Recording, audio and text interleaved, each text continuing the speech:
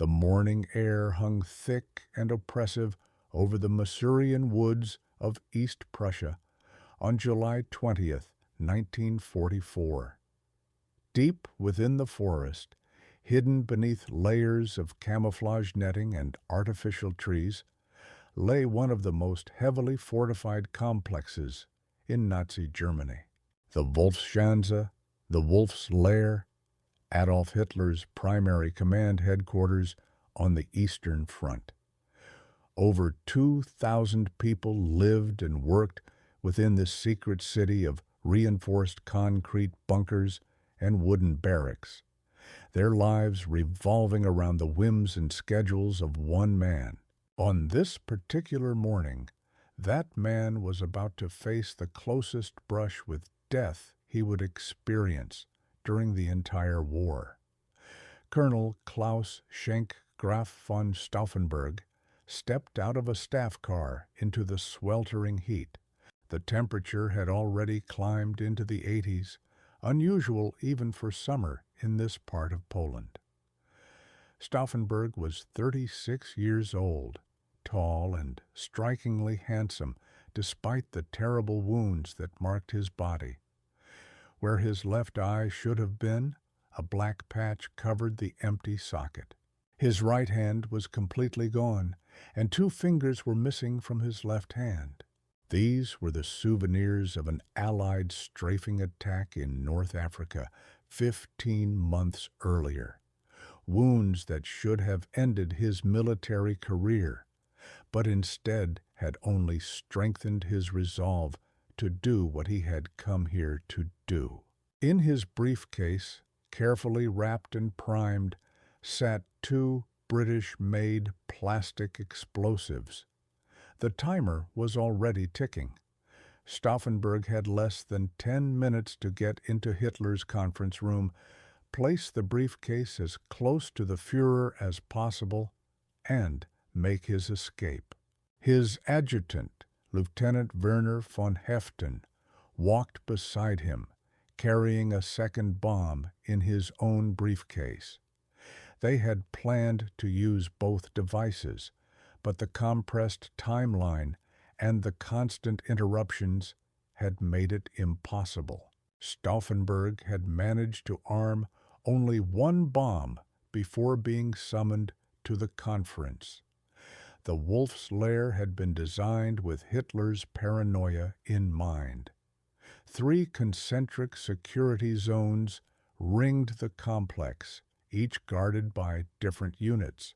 The innermost zone, where Stauffenberg now walked, was protected by the SS steel fencing surrounded Hitler's personal bunker, and guards checked every person, every vehicle, every piece of equipment that entered. More than 50,000 landmines had been buried in the surrounding woods. Anti-aircraft batteries could detect approaching aircraft from over 60 miles away. Additional troops were stationed 75 miles out as an early warning system. The entire complex was camouflaged so effectively that from the air it appeared to be nothing more than dense woodland. But Stauffenberg had legitimate reasons to be here. As Chief of Staff to the Commander of the Reserve Army, he had been summoned to brief Hitler on the readiness of new reserve divisions. His position gave him access that few others possessed. His war record, his obvious injuries sustained in service to the Reich, his aristocratic bearing, all of this provided cover for what he was really doing.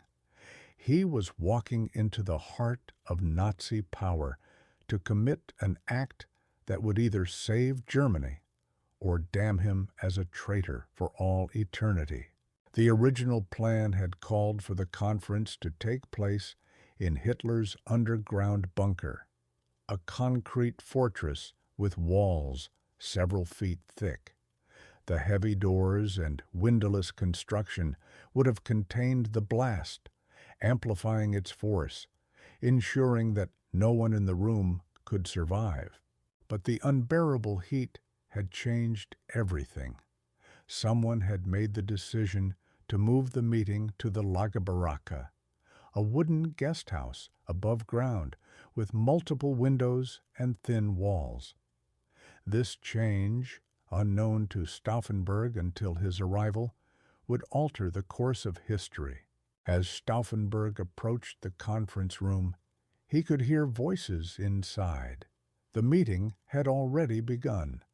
Hitler was leaning over a large oak table, studying maps of the Eastern Front, where Soviet forces were grinding through German defenses with terrifying momentum.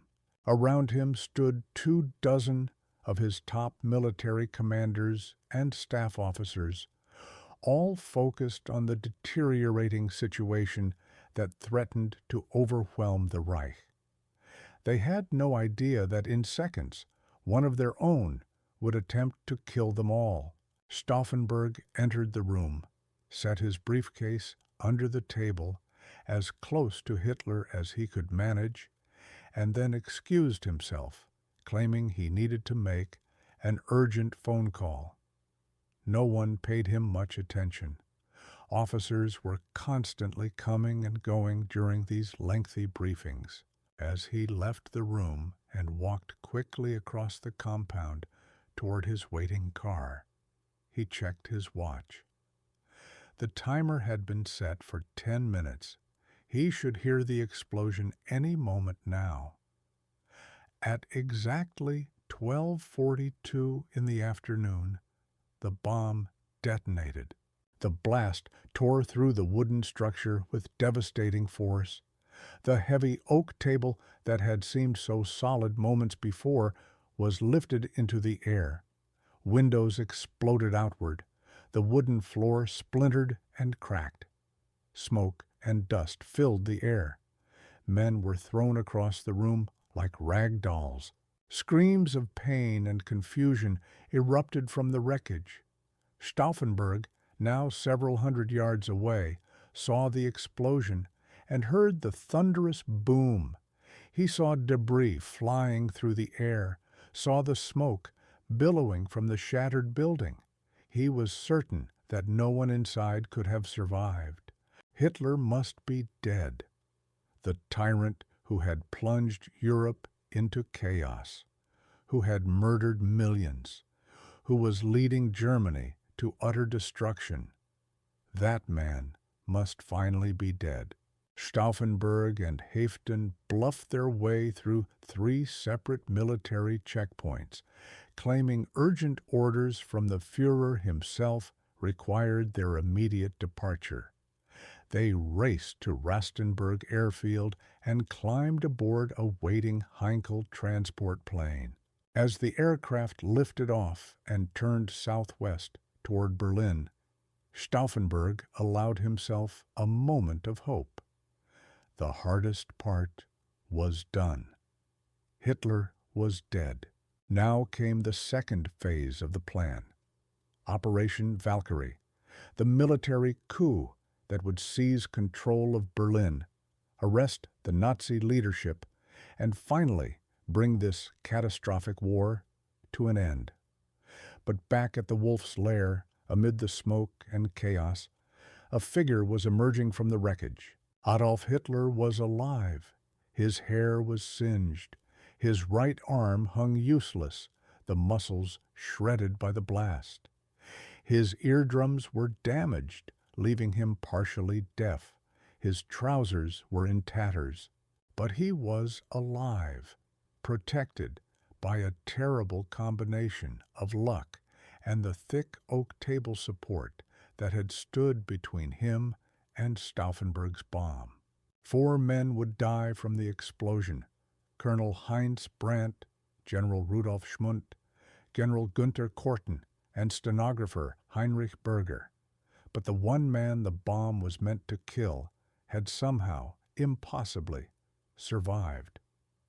When word of Hitler's survival reached Berlin, everything changed. The coup that had seemed so carefully planned, so certain of success, began to unravel with terrifying speed.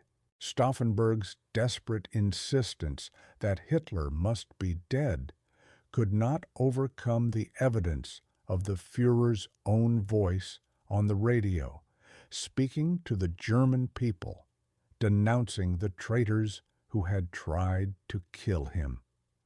Within hours, the conspirators would be arrested.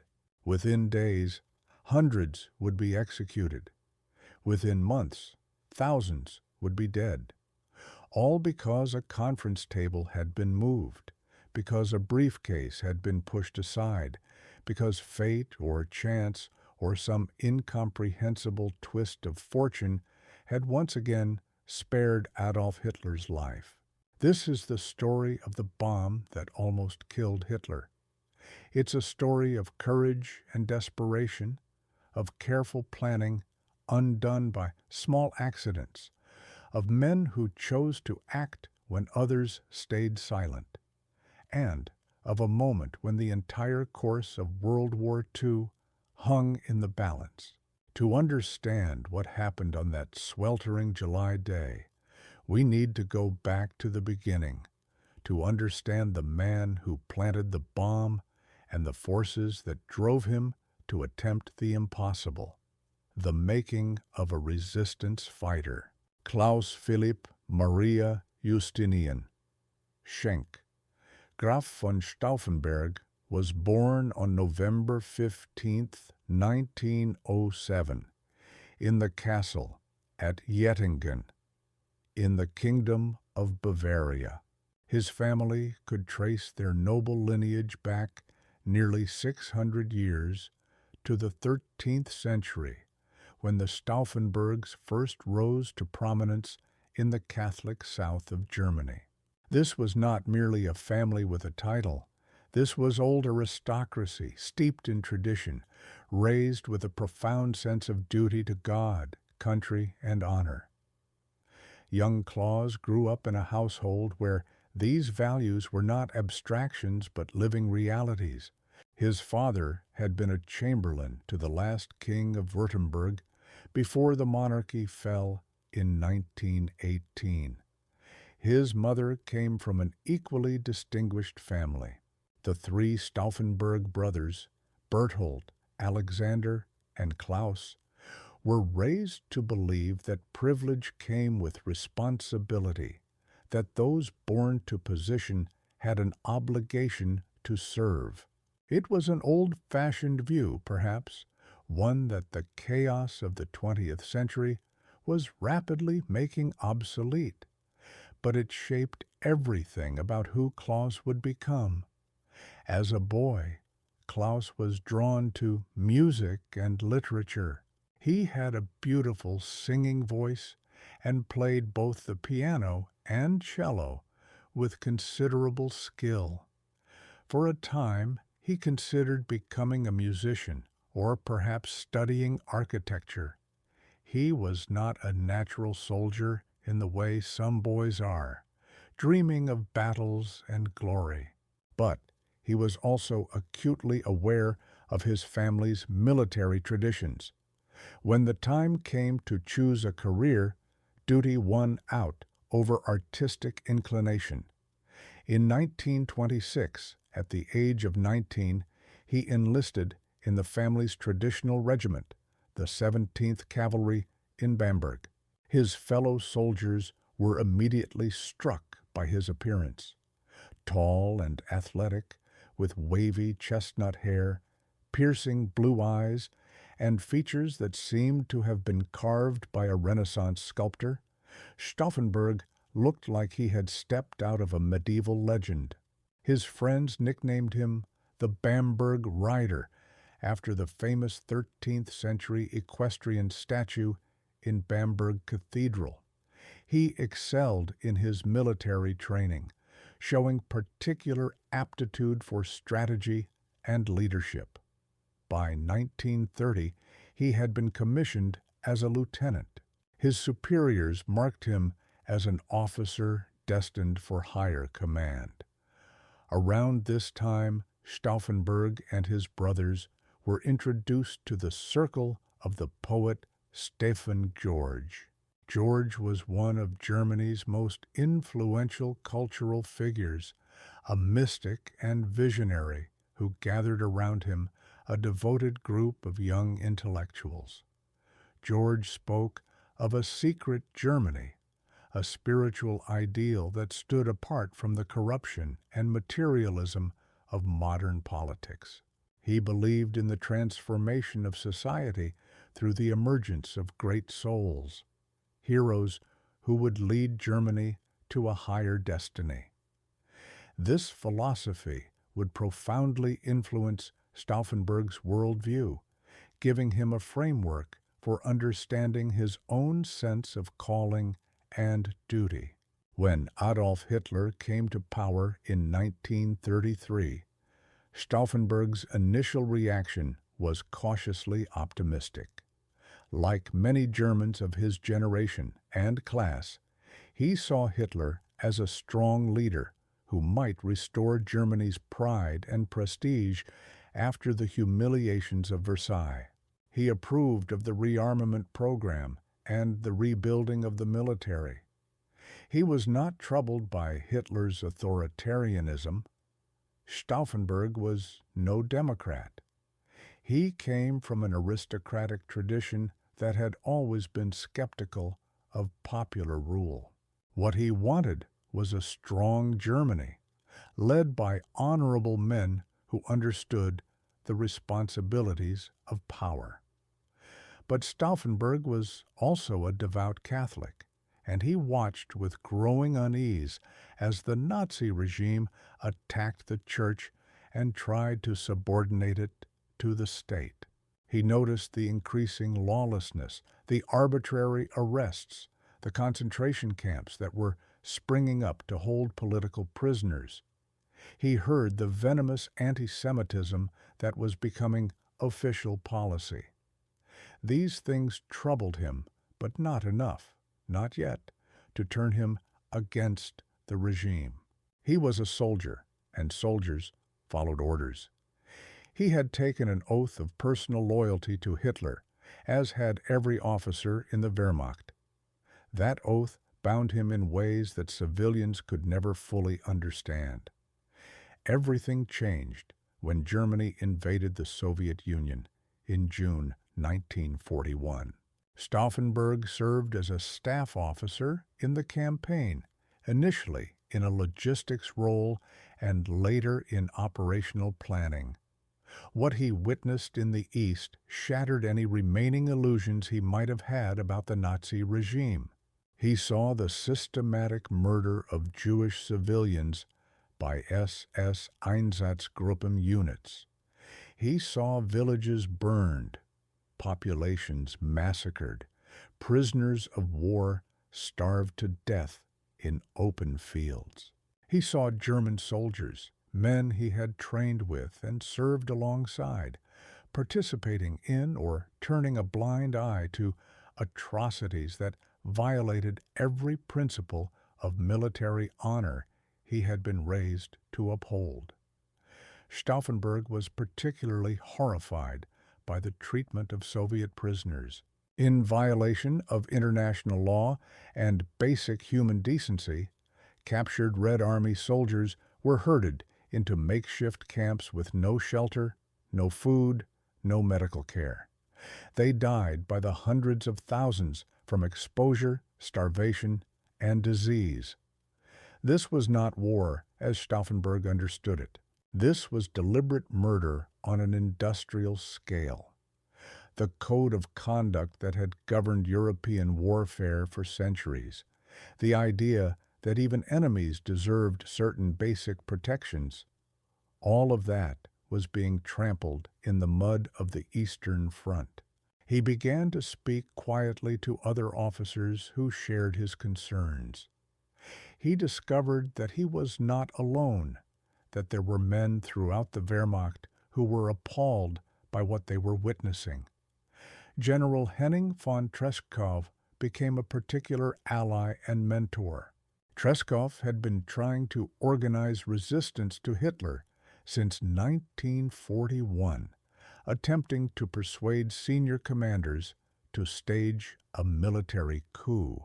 But the problem was always the same. As long as Germany was winning the war, as long as Hitler's leadership appeared to be delivering victories, most officers were unwilling to act. The oath they had sworn, their sense of military discipline, their fear of being branded traitors, all of this kept them in line. By 1942, Stauffenberg had privately decided that Hitler must be removed from power. He told trusted friends that he was prepared to do it himself if necessary. But at that point, he had no access to the Führer. He was a middle-ranking staff officer serving far from Berlin. All he could do was continue his normal duties while looking for opportunities to act. In February 1943, Stauffenberg was posted to Tunisia as senior staff officer to the 10th Panzer Division. The Africa Corps was in its final death throes, trapped between advancing British and American forces. On April 7, 1943, Stauffenberg was traveling in a staff car near the town of Mizuna when Allied fighter planes spotted the convoy. The fighters strafed the vehicles with machine gun and cannon fire. Stauffenberg was grievously wounded. When he regained consciousness in a field hospital, he discovered the extent of his injuries. His left eye was gone. His right hand had been amputated at the wrist. The last two fingers of his left hand were missing. He had severe wounds to his left ear and knee. The doctors told him his military career was over. At 35, he would be invalided out of service, pensioned off, sent home to recover as best he could. But Stauffenberg had no intention of retiring. As he lay in that hospital bed, enduring the pain of his wounds and the shock of his disfigurement, he came to a decision. If he had survived when so many others had died, it must be for a purpose. God had spared him for a reason. He knew what that reason was. Hitler was leading Germany to destruction, and someone had to stop him. Stauffenberg had been given a second chance at life, and he would use it to save his country, even if it cost him everything. He attacked his rehabilitation with fierce determination. He learned to write with his remaining 3 fingers. He learned to dress himself, to eat, to manage all the small daily tasks that had become suddenly complicated. Within months, he had recovered enough to demand a return to active duty. His superiors, impressed by his dedication and aware of his abilities, agreed. In September 1943, he was appointed to the General Staff of the Home Army in Berlin. By June 1944, he had been promoted to colonel and made Chief of Staff to General Friedrich Fromm, the commander of the Reserve Army. This new position gave Stauffenberg something he had never had before: regular access to Hitler. As Chief of Staff, he was required to brief the Führer on the readiness and deployment of reserve forces. He would attend conferences at Hitler's various headquarters. He would stand in the same room as the man whose death he was planning. The opportunity he had been waiting for had finally arrived. But Stauffenberg was not acting alone. He was part of a much larger conspiracy, a network of military officers and civilians who had been working for years to find a way to overthrow the Nazi regime. To understand the events of July 20th, 1944, we need to understand this resistance movement and the tremendous risks these men were taking. The Secret War Against Hitler. The German resistance to Hitler was never a unified movement. It was, instead, a collection of separate groups and individuals, often working independently, sometimes not even aware of each other's existence. This fragmentation was both a strength and a weakness. It meant the Gestapo could never destroy the resistance entirely by rolling up a single organization.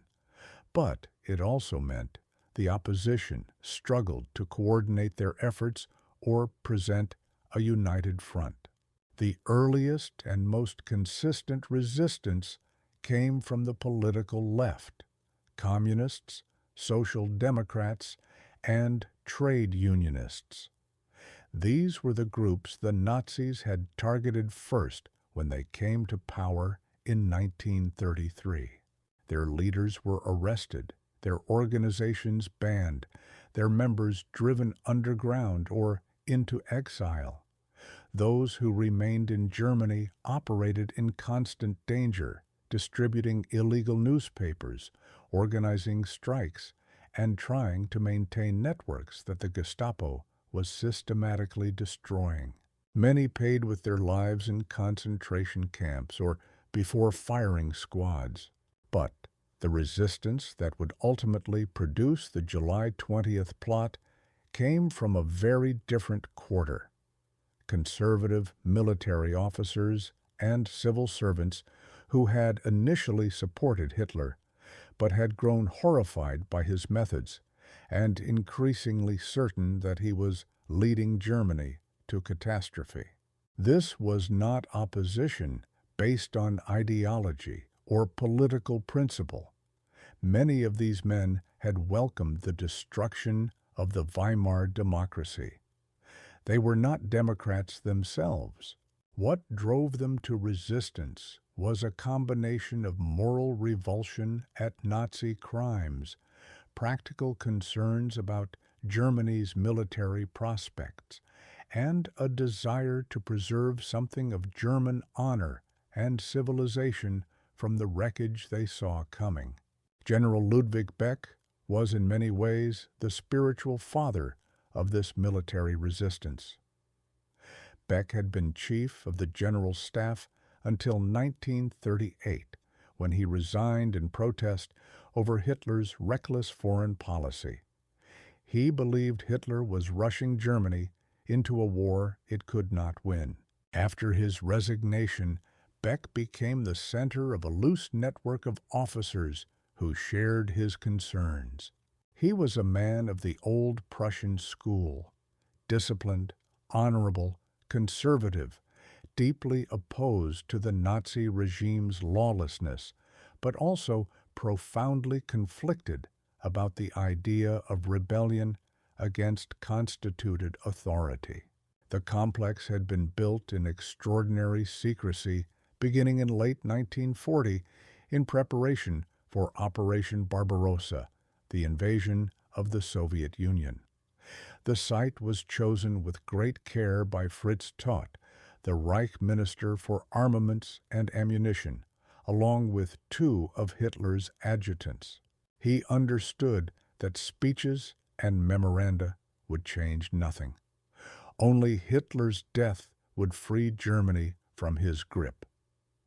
Tresckow made multiple attempts to kill Hitler, including one elaborate plan to plant a bomb on Hitler's aircraft in March 1943. The bomb failed to detonate due to the cold temperature in the cargo hold, and Tresckow had to retrieve it before it was discovered. General Friedrich Olbricht, working in Berlin, was responsible for much of the practical planning. It was Olbricht who realized that the government's own emergency plans could be turned against it. Operation Valkyrie was an official contingency plan designed to maintain order in Germany in case of an uprising by foreign forced laborers or a breakdown in civil authority following Allied bombing. Olbricht saw that, with careful modification, these same plans could be used to stage a coup.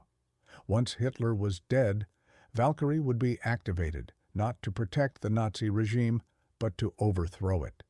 The plan was elegant in its way. Reserve army units would be mobilized across Germany to restore order.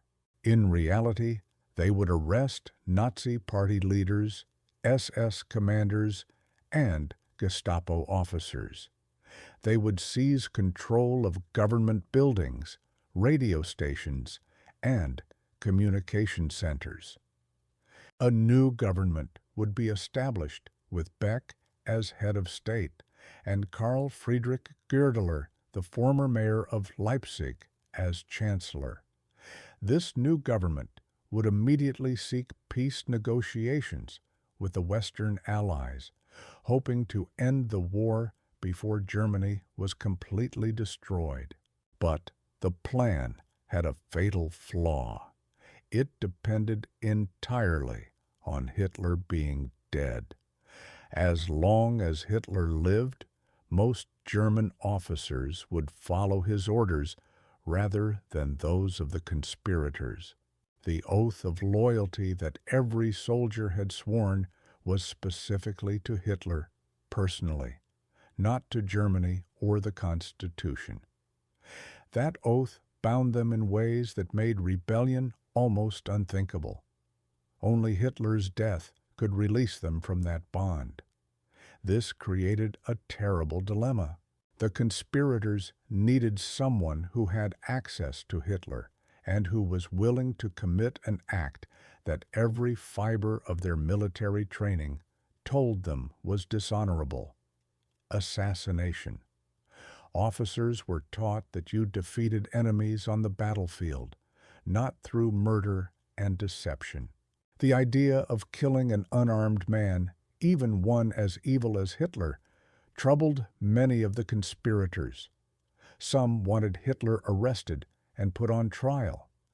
Others thought he should be declared insane and removed from power, but kept alive. These debates consumed precious time and energy. Several officers were approached and asked to carry out the assassination. General Helmuth Stieff, who had regular access to Hitler, initially agreed, but then lost his nerve. Others made excuses or found reasons to delay. The conspirators tried using bombs concealed in briefcases, in coat pockets, in packages. Each time, something went wrong. The timing was off, or Hitler changed his schedule at the last minute, or the would-be assassin couldn't get close enough. By early 1944, the military situation had become desperate. Soviet forces were grinding through German defenses on the Eastern Front. The Allies had landed in Italy and would soon invade France. Germany was being slowly strangled by Allied bombing and the ever-tightening blockade. It was becoming clear that Germany would lose the war, and when that happened, the retribution would be terrible. The conspirators believed they had a moral duty to act, not to save the Nazi regime, but to save Germany itself from total destruction. This was when Stauffenberg stepped forward and said he would do it. He would kill Hitler himself. This created a new problem. Stauffenberg was essential to the coup's success in Berlin. As Chief of Staff to the Reserve Army Commander, he needed to be at his desk in the Bendler Block, issuing orders to units across Germany, coordinating the seizure of power. How could he be in two places at once, killing Hitler at the Führer's headquarters and managing the coup in Berlin? The answer was that he couldn't. Not really. Stauffenberg would have to compress an impossible amount of activity into a single day.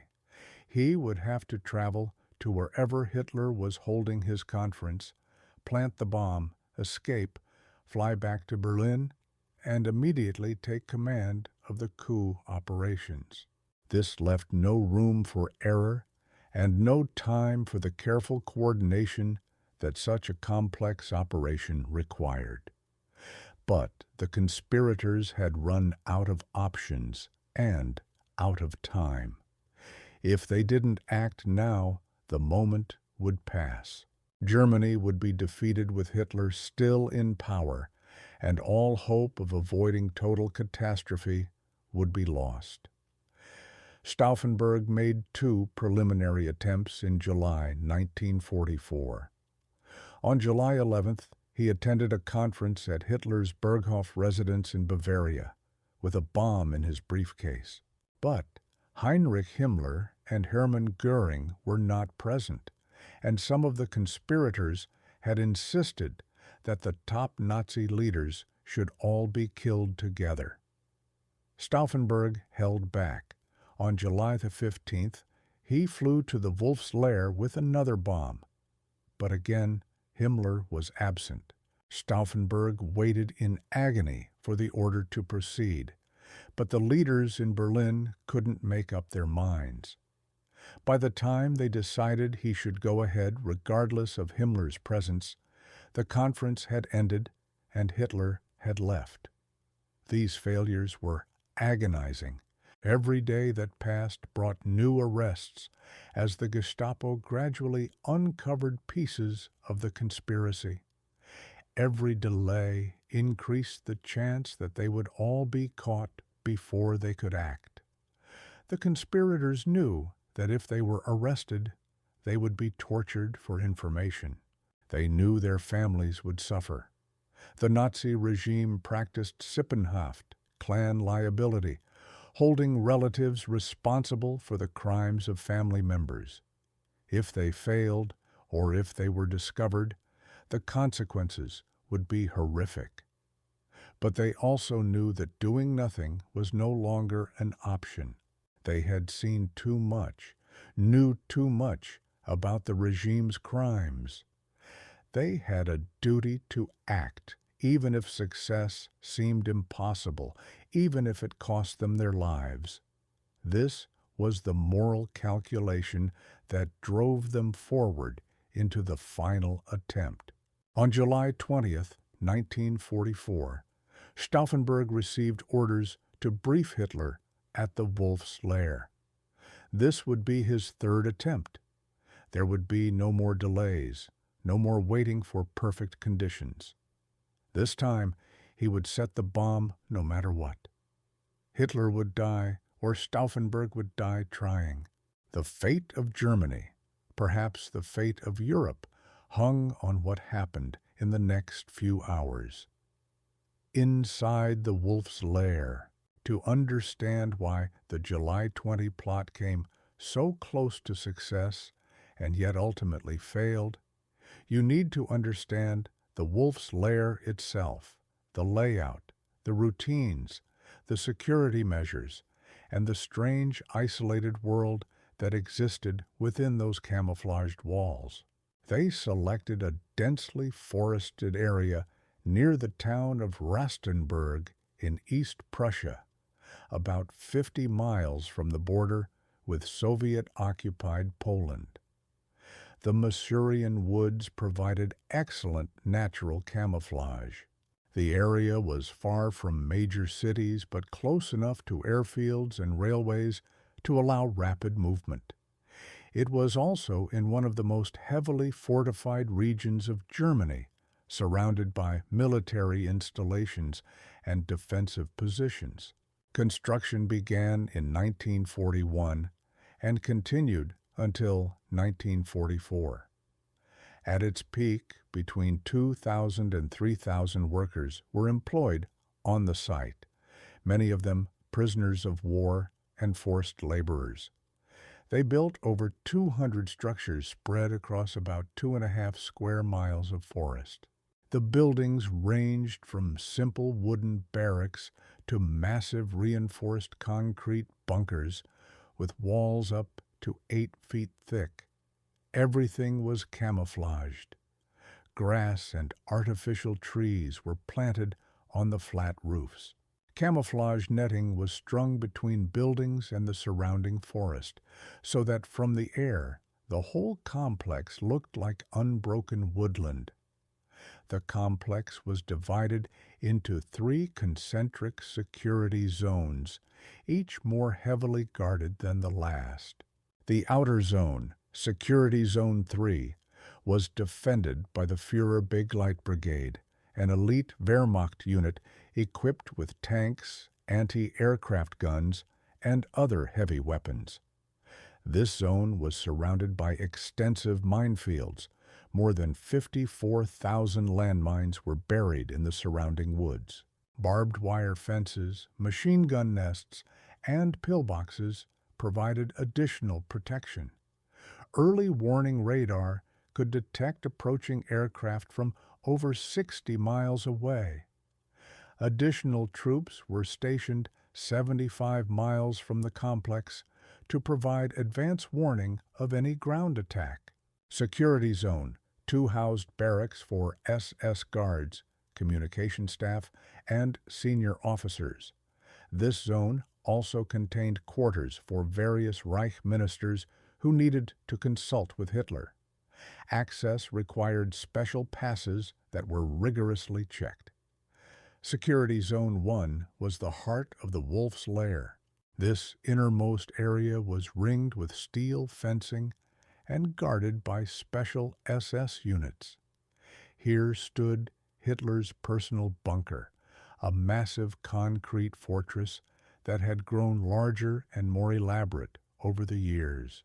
By 1944, Hitler's bunker was described as a positive fortress containing a maze of passages, rooms, and halls. Nearby were quarters for his closest associates, Martin Bormann, Wilhelm Keitel, Alfred Jodl, Hermann Göring when he was present. Also in this zone were the various buildings used for conferences and briefings. Hitler first arrived at the Wolf's Lair on June 24, 1941, 2 days after the invasion of the Soviet Union began. He would spend more than 800 days there over the course of the war, more time than at any other location. The complex became his primary home and workplace. It was here that he pored over maps of the Eastern Front with his generals. It was here that he issued the orders that sent millions of men to their deaths. It was here that he met with Heinrich Himmler to discuss the logistics of the Holocaust. The Wolf's Lair was not just a military headquarters. It was the nerve center of Nazi terror. Life within the complex followed a rigid routine built around Hitler's eccentric schedule. The Führer typically slept late and stayed up into the early hours of the morning. His daily military conference usually began around midday and could last for hours. Officers would present situation reports from various fronts. Hitler would study maps, question his commanders, and issue orders. These conferences were tense, exhausting affairs. Hitler's moods were unpredictable. He could be charming and engaging one moment, then explode into rage the next, screaming at generals, accusing them of incompetence or cowardice. The staff who worked at the Wolf's Lair lived in a strange bubble, cut off from the outside world. Security was so tight that even high-ranking officers couldn't bring guests or family members. Mail was heavily censored. Conversations were monitored. Everyone knew that the Gestapo had informers throughout the complex. Trust was a luxury that few could afford. And yet, despite all this security, there were vulnerabilities. The very routines that Hitler followed, the predictability of the daily conference, created opportunities. If someone could get a bomb into that conference room. If they could place it close enough to Hitler, the confined space and the gathering of so many senior officers might allow a single explosion to decapitate the Nazi regime. This was what Stauffenberg was counting on as he walked through those security checkpoints on the morning of July 20th. He had legitimate business there. His presence would not raise suspicions. The bomb in his briefcase was small enough to escape detection. He just needed a few moments alone to prime it, then a few more moments to place it near Hitler. The plan was simple in concept, terrifyingly difficult in execution. The conference room where the meeting would take place was in the Lagerbaracke, a wooden guest house in Security Zone 1. Under normal circumstances, summer conferences were held in Hitler's underground bunker, where the thick concrete walls would provide protection from air raids and would also, the conspirators knew, contain and amplify the force of a blast. But fate intervened in the smallest, most devastating way. Because of the oppressive heat that day, the meeting was moved out of the underground bunker and into the wooden Lagerbaracke. The windows were open. The thin wooden walls offered no containment. The blast, instead of being trapped and reflected back into the room, was able to escape outward. Much of the explosive force was vented into the open air. Even more critically, after Stauffenberg left the room, Colonel Heinz Brandt accidentally nudged the briefcase with his foot. Finding it in his way, Brandt moved it to the opposite side of a thick oak table support. That single table leg, solid, heavy, and positioned between Hitler and the bomb, acted like a shield. It absorbed much of the blast and deflected deadly fragments away from Hitler's body. These two small changes, a different room and a shifted briefcase, made the difference between certain death and miraculous survival.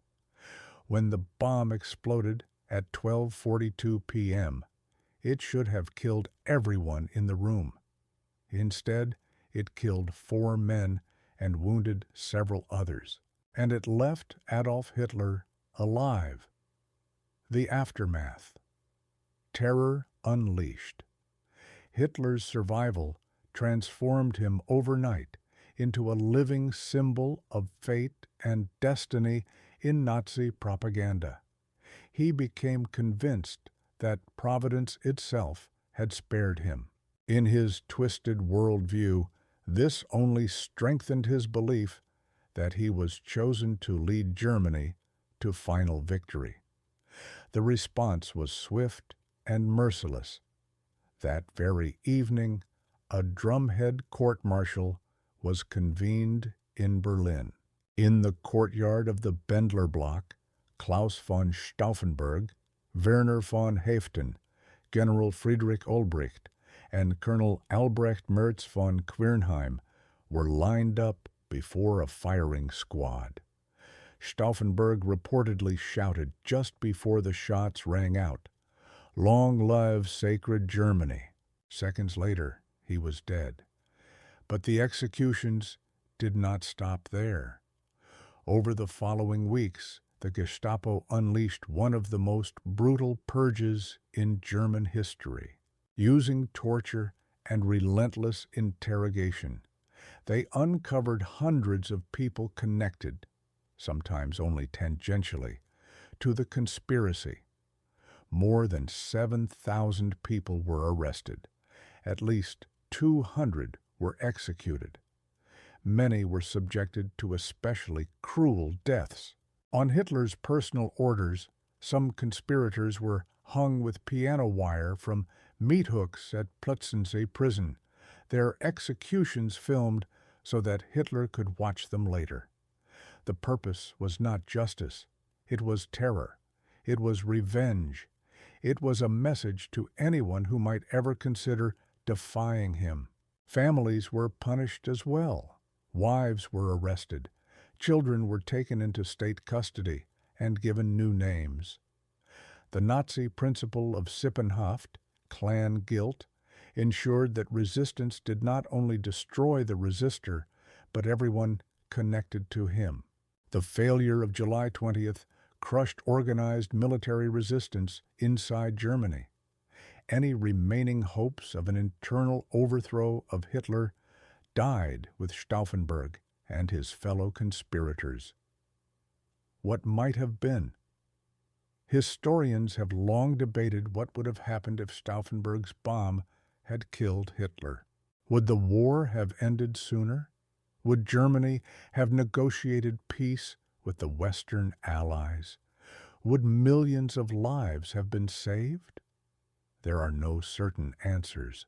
Some evidence suggests that a successful coup might have allowed Germany to surrender in the West while continuing to fight the Soviets. Other historians argue that by mid-1944, Germany was already too deeply committed to total war for any negotiated peace to be possible. What is certain is this: July 20th, 1944, was the closest Germany ever came to ending Hitler's rule from within. It was a moment when a handful of men, driven by conscience, duty, and desperation, came within inches of changing the course of history. They failed, but their failure does not erase their courage. The meaning of July 20th. For decades after the war, Germany struggled with how to remember the July 20th conspirators. Some saw them as traitors who had broken their oath.